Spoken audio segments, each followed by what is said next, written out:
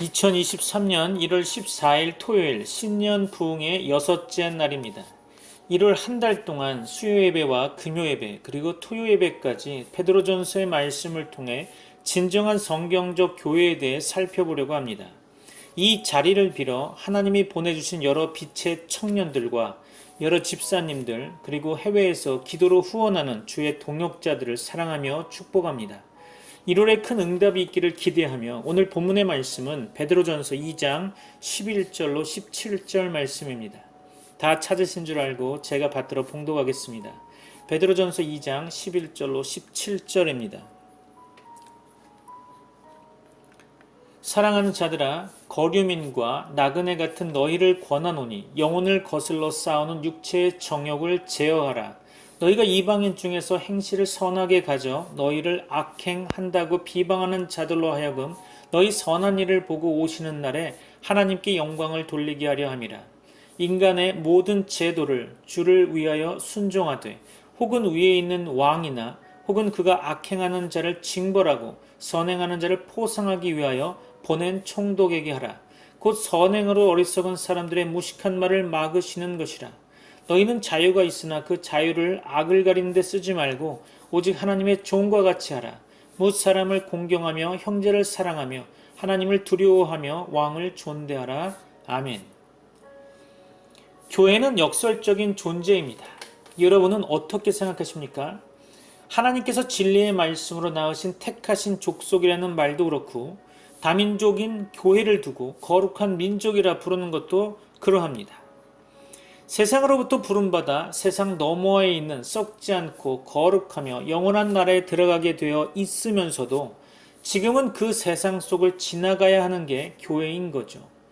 영광을 약속받았으나 지금은 잠시 풀무불 같은 불 속을 지나가야 하는 거죠. 교회란 자유를 얻은 자유자로서 동시에 하나님의 종으로 살게 되어 있는 존재입니다. 역설적이죠? 자유자인데 종이라고 하는 것이 역설적입니다. 세상의 그리스도인처럼 놀라운 자유를 얻은 존재가 또 있을까요?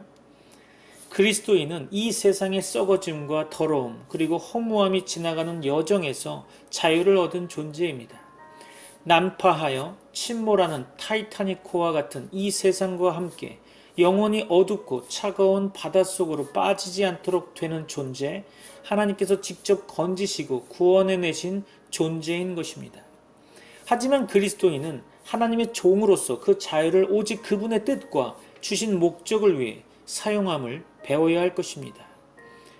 그리스도인들은 정부의 법이나 정책들에 있어서 어떻게 반응해야 할까요? 믿지 않은 그 지역 시민들과는 어떻게 대하여야 할까요?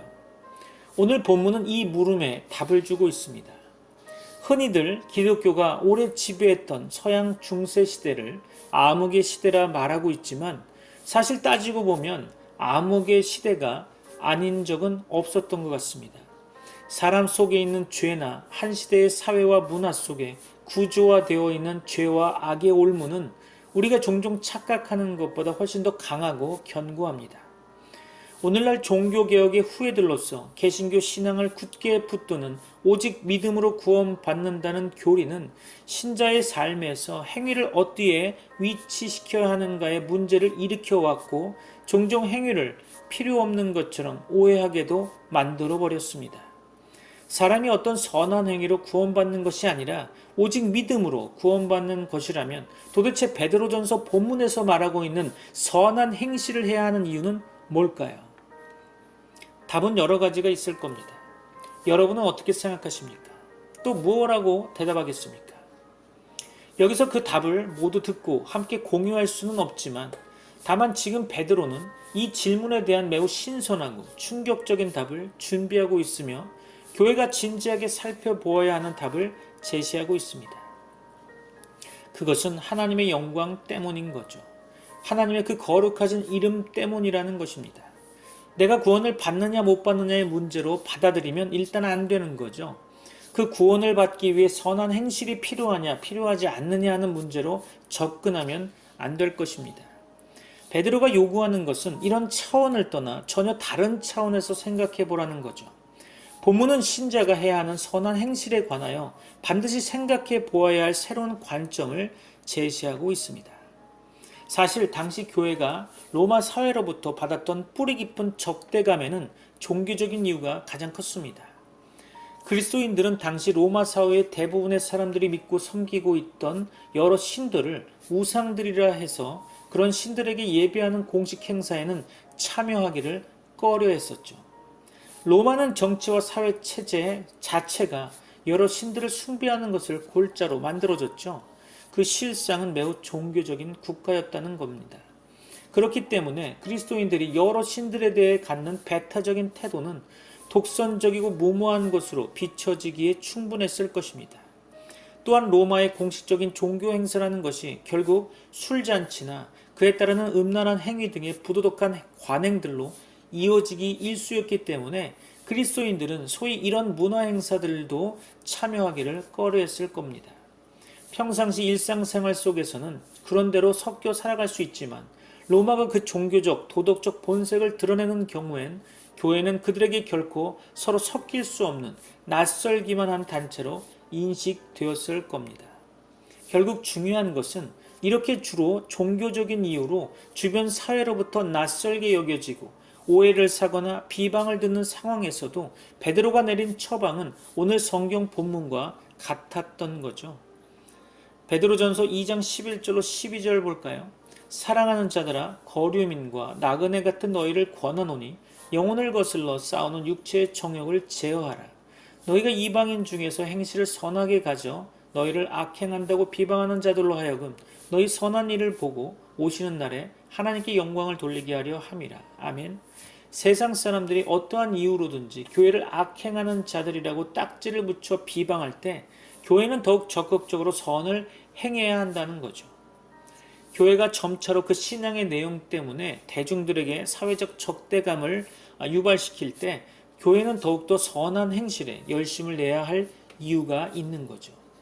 더구나 오늘날과 같이 교회가 도리어 악한 정욕들에 휘말려 신앙적 내용이 아니라 도덕적 이유로 사회의 적대감을 불러일으킨다면 그것은 더더욱 본문이 가르치는 바와는 멀리 떨어져 나가는 거죠. 베드로가 본문에서 말하는 것은 뉘앙스가 불에 기름을 붓지 말라고 가르치는 셈입니다. 사회가 적대시하는 이유가 실제로는 종교적인 내용의 이질감 때문일지라도 그것이 도덕적인 것으로 표현되기 쉽기에 그들의 비방대로 정말 교회가 악행을 하는 자들인지 그렇지 않은지를 선행으로 증명해 보이라는 거죠. 베드로의 이런 권면은 오늘날 교회들에게 교훈하는 바가 크다고 할 수 있겠습니다. 한국 교회의 경우 베드로가 염두에 둔 초대교회보다 사회 속에서 훨씬 더 큰 영향력을 가지고 있고 또한 도덕적인 비방들의 더 많은 원인을 제공한 면이 있다고 생각됩니다. 하지만 베드로전서를 살펴보면 당시의 교회들 역시 때로는 정당한 이유가 있었지만 때로는 왜곡된 이유로 교회를 비방하고 적대하는 사회의 직면에 있었음을 유추할 수 있죠. 이런 상황에서 베드로가 제시하는 해법은 그야말로 오늘날 교회에게 적절한 길잡이가 될 것입니다. 그 해법으로 본문이 제시하는 것은 선한 행실입니다. 하나님께서 교회를 만드신 이유는 새로운 거룩한 민족으로 하여금 다시 그 민족들 곧 이방인들 가운데에서 하나님의 거룩하심과 영광을 드러내게 하려는 의도임이 분명하죠. 오늘날 교회들은 믿는 자들의 선행을 오직 구원론의 관점에서만 바라보는 경향이 있어 보입니다. 이런 경향은 우리가 선행을 하는 데 있어서 매우 치명적이겠죠. 오직 은혜로, 오직 믿음으로 구원받는다는 진리를 붙잡고 있다가 오늘 본문의 성경을 보고 선행을 해야 하는 이유들에 대해서 생각하다 보면 좀 혼란스러워지죠. 실제로 교회들은 행위가 아니라 오직 믿음으로 구원받는다고 하는 교리들이 의도하는 바와는 다르게 정작 착한 행실을 해야 할 이유를 근본적으로 생각하지 않은 것 같습니다. 선행을 오직 구원론의 관점으로만 보는 시각이 문제죠. 교회는 자신들의 선한 행실을 보고 세상 사람들로 하여금 하나님께 영광을 돌리도록 되어 있습니다. 그것을 베드로는 강조하고 있죠. 교회가 세상에서는 말도 안 되는 짓을 하면서 예배당 안에 갇혀서 자기들끼리 하나님께 찬송하며 영광을 돌리는 것으로는 부족하다는 것입니다. 하나님은 교회의 주님이실 뿐 아니라 온 세상을 통치하시는 창조주요 심판주 되심을 기억하시기 바랍니다. 하나님의 양무리에는 구속받은 교회가 있지만 결국에는 온 세상 모든 사람들이 하나님께서 인도하시는 양무리에 속하게 될 것입니다. 교회도 세상과 함께 하나님 앞에 서 있는 거죠. 교회의 선한 행실로 말미암아 그 교회를 보는 많은 사람들이 하나님께 영광을 돌리게 되는 거죠. 그렇다면 왜 선한 행실일까요? 이것은 교회가 세상과 소통해야 하는 역할을 담당하고 있는 교회에게 있어서 결정적인 질문입니다.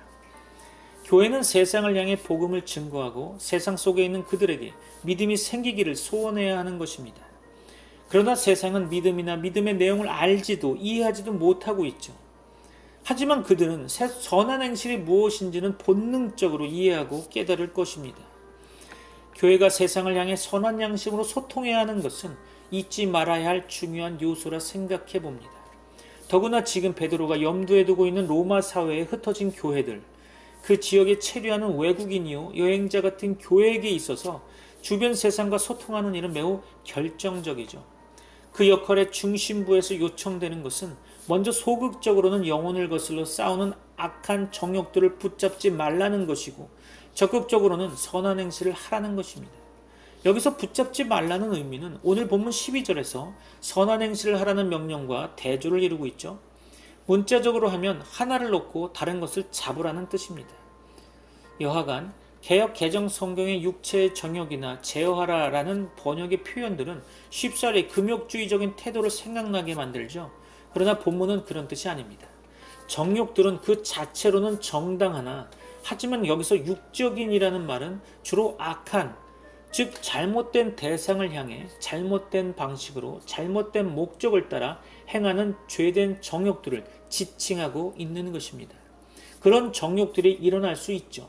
하지만 그것을 붙잡지 말고 도리어 선한 행실들을 적극적으로 붙잡고 따라가라는 의미인 것입니다. 그렇다면 구체적으로 무엇이 선한 행실일까요? 베드로는 앞으로 이 주제에 대해 세밀하게 대답하고 있습니다. 하지만 그 전에 우리의 처지를 돌아보았으면 합니다. 교회는 특권의식 속에 갇혀있기 일쑤입니다. 세상 사람들이 양심의 소리를 내고 비록 죄로 인해 부패했다고는 하나, 세상 사람들이 선하다고 믿는 수준에서 교회를 향한 비판의 소리를 내어도 교회는 그것을 단번에 거절하고 무시해버리기 십상이죠. 그런 세상에 대하여 교회는 자신들만이 알아듣는 믿음의 언어들로 반박하고 자신의 교회적 체계 안에 있는 문제를 없는 것처럼 만들어버리는 경우도 허다합니다. 본문의 말씀은 교회가 세상에 대하여 찾는 이런 일방적이고 독선적인 태도를 꾸짖고 있는 거죠. 교회는 분명 세상과 소통할 통로가 있을 것입니다. 믿음의 언어는 알아듣지 못하나 세상은 어느 정도 선한 행실, 선한 양심의 소리에 반응하게 될 겁니다. 오늘 우리들의 교회가 세상을 이기기 위해 반드시 함께 주목하고 배워야 하는 부분이겠죠. 왜냐하면 목자장 되시는 주께서 심판하시는 그날, 그분은 교회의 강한 변증이 아니라 세상의 증거를 돌아보실 것이기 때문입니다.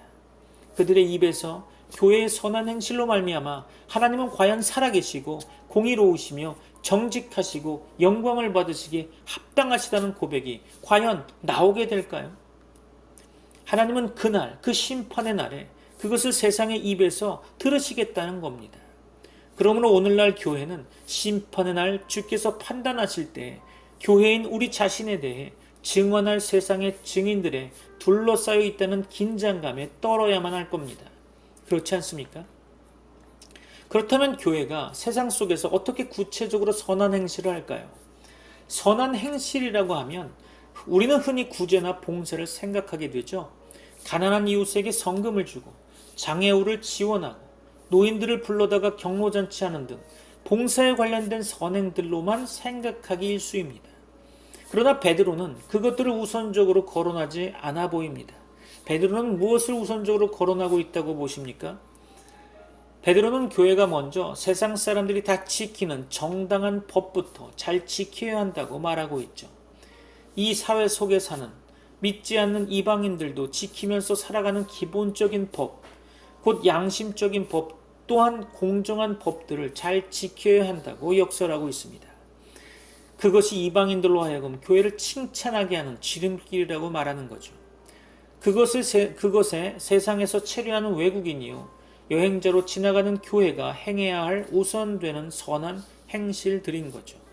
오늘 본문 12절로 15절까지 원문을 번역하여 읽어보면, 그러므로 여러분은 인간들에 의해 인정된 모든 창조 질서의 주를 위하여 순복하십시오. 위에 있는 최고 통치자에게든지 또는 그에 의해 행악하는 자들을 벌주고 또 선행하는 이름을 상주기 위해 보냄받은 관리들에게든지 그렇게 하십시오. 왜냐하면 이같이 하여 선한 행실들로 어리석은 자들의 무지함을 침묵시키는 것이 하나님의 뜻이기 때문입니다. 아멘. 잠시 축구장으로 가볼까요? 치열한 접전을 벌이는 축구 경기를 본 적이 있을 겁니다. 한번 상상해 보십시오. 감독은 11명의 선수들을 운동장에 들여보내놓고 라인 밖에 서서 도무지 앉을 줄 모르고 선수들만 바라보면서 지시하고 있죠. 수많은 관중들이 운동장을 가득 메웠고 매스컴을 통해 전 세계 축구 팬들이 지켜보고 있는 결정적인 게임이라고 한번 생각해 보십시오. 이 11명이 정말 잘 뛰어주어야 하겠죠. 상대는 거칠게 경기하는 막상막하의 라이벌입니다. 주심은 정말 까다롭고요. 잘못해서 파울을 많이 받아 퇴장 선수가 생길라 치면 그때는 게임을 아예 놓칠 수 있게 되는 거죠. 감독은 선수들에게 끊임없이 조심하라고 지시합니다. 이 게임은 반드시 이겨야 하기 때문이죠. 비유가 어떨지 몰라도 지금 본문이 그려주는 정황이 이와 크게 다르지 않아 보입니다. 세상이라는 운동장에 교회가 던져졌고 주심은 휘수를 불었습니다. 자, 교회는 어떻게 뛰어야 할까요? 규칙대로 해야겠죠. 골을 넣어야 하지만 우선은 규칙대로 해야 합니다. 그래야 나중에 이겨도 상대편과 상대 관중이 모두 할 말을 잃고 인정하겠죠. 그렇지 않습니까? 그런데 오늘날 교회는 자신이 세상과 더불어 이런 경기를 하고 있다는 사실조차 잘 의식하지 못하고 있습니다. 자신만의 경기를 뛰는 셈이죠. 생각해 보십시오. 축구 선수가 골을 넣기 위해 범할 수 있는 모든 파울을 모두 범해가면서 골을 넣으면 그것을 인정할 상대가 어디 있겠습니까? 또한 그것을 받아들일 관중이 있을까요? 그런데도 오늘날의 교회는 상대가 없는 자기 혼자만의 경기에 열중하고 있는 듯합니다. 무엇이 틀렸는지, 어디가 어긋났는지 잘 모르고 또 관심도 부끄러움도 없습니다. 원래 경기는 하나님 앞에서 혼자 하는 것이라고 굳게 믿고 있기 때문이겠죠. 오늘 베드로전서의 본문은 이런 식의 사고방식에 큰 경종을 울리고 있습니다. 문맥적으로는 이미 9절 말씀에서 교회를 향해 택하신 족속, 제사장 나라, 거룩한 민족, 소유된 백성이라고 했을 때 하나님께서 열방들 곧 온 세상의 하나님이시요 주님이심을 전제했습니다. 그렇지 않다면 제사장 나라라는 표현이 의미가 없었겠죠. 모든 나라와 방언과 민족들 가운데서 하나님의 그 거룩한 이름, 그 구원되시는 이름, 영광된 그 이름을 높이기 위해 교회를 부르신 거죠. 세상의 어떤 인간의 제도나 통치 영역도 주 되신 하나님과 그분의 그리스도의 통치권을 벗어나는 영역은 단 한치도 없습니다. 그러므로 모든 권력은 하나님께로부터 나오고 오직 하나님께서 허락하시며 패하기도 하십니다. 그래서 주가 되시는 거죠. 세상 정부의 권력도 하나님의 최종적인 권력 아래 있고 하나님의 주권적 통치 아래 놓여 있습니다. 교회가 세상 정부와 아무런 상관없이 행동할 수 없는 이유가 여기에 있는 거죠. 때로 교회는 세상 정부에 하는 일과는 아무런 관련이 없는 것처럼 행동하게 됩니다. 어떤 경우에는 세상 권력이 정당한 법적 요구를 하는데도 굳이 예외적인 종교적 특권을 고집하고, 다른 경우에는 세상 권력이 부패하여 불의를 행하는 때에도 굳이 교회는 세상과 아무런 관련이 없는 것처럼 무관심하게 행동하기도 합니다. 그러나 교회가 하나님을 주라 부른다면 교회는 그 주님께서 권력으로 인정하신 세상의 정부나 법에도 순복해야 하는 것입니다. 순복은 설령 청종할 마음이 없더라도, 즉 마음으로는 선뜻 내키지 않더라도 최종적인 권위자인 하나님을 인정하기에 그로 인해 허락된 권위 아래 기꺼이 자신을 두는 태도를 가리키는 거죠. 만일 세속정부가 정당하고 공의로운 법이 아닌 불의한 법들을 강요할 때는 어찌해야 할까요? 이럴 때에도 정부가 권위 있기에 순복해야 하는 걸까요? 원칙적으로는 그렇지 않습니다. 본문은 명확하게 세속정부의 권력 행사가 악행을 징벌하고 선행을 장려하는 도덕적 권위의 제한 속에 있다는 점을 명확히 하고 있습니다. 주는 거룩하신 분이십니다. 교회는 땅에서 양심이나 세상법을 포함하면서도 그보다 높은 그분의 거룩하심을 따라 거룩한 자들이 되도록 부르심을 받았습니다. 지금 베드로가 서신을 보낸 흩어진 교회들도 그들의 지역에서 간혹 있게 되는 여러 신들을 숭배하는 행사는 공식적인 축제라도 참여하지 않았을 것입니다. 심지어 그들은 우상 숭배에 바쳤던 음식조차 시장에서 사 먹기를 꺼릴 만큼 조심했을 것입니다. 오늘날에는 어떻습니까? 종교의 자유를 인정하는 정치 체제 아래에서 종교적인 문제로 교회와 세속정부가 부딪히는 일은 그리 많지 않죠. 하지만 세속정부가 제한적이지만 선악을 관장하는 하나님의 구원의 위임 통치자로서 역할을 발휘할 때 교회가 이에 어떻게 관계를 맺고 반응해야 하는가 하는 문제는 다시 교회 자신의 종교적 문제와 깊이 연결되어 있음을 기억하시기 바랍니다. 만일 교회가 사회의 부패를 방조하거나 함께 참여한다면 어떻게 될까요? 혹은 교회가 적극적으로 악한 세속 권력의 역기능을 독려한다면 어떻게 될까요? 교회는 비록 하나님께서 맡기신 영역은 다르지만 곧 최고 권력자이신 주를 위하여 라는 원칙을 기억해야 합니다. 하지만 오늘날은 거꾸로 교회가 세상 권력이나 일반 시민들이 지키는 상식적인 법, 양심의 기준에도 못 미치는 수치스러운 일들을 하고도 이를 종교적으로만 정당화하려는 모습까지 보일 때가 적지 않아 보입니다. 본문은 바로 세상 속에 처한 교회가 망각하기 쉬운 이런 치명적인 위험성을 경고하는 적절한 말씀이라 생각됩니다. 오늘날의 교회는 교회의 부흥과 성장만큼이나 세상이 교회로 인하여 알게 되는 하나님의 거룩한 이름과 평판, 그리고 하나님의 영광에 대해 관심이 있겠습니까? 정말 교회가 세상 사람들의 입에 오르내리는 하나님의 평판에 대해 관심이 있다면 그렇게 쉽게 위법적인 일들, 곧 세상의 부패한 양심에 비추어도 함량 미달되는 일들을 계속할 수 있겠습니까? 우리 주님으로 하여금 주님과 주님의 나라를 반역하며 교회를 멸시하고 핍박한 그들의 입을 틀어막을 강력한 증거는 교회가 그들 속에서 보여준 선한 행실일 것입니다. 그들 속에 세운 놀랍고도 크고 높은 예배당 건물이 아닙니다. 그들이 깜짝 놀랄 만큼 수많은 성도들을 모았던 거대한 집회들도 아닙니다.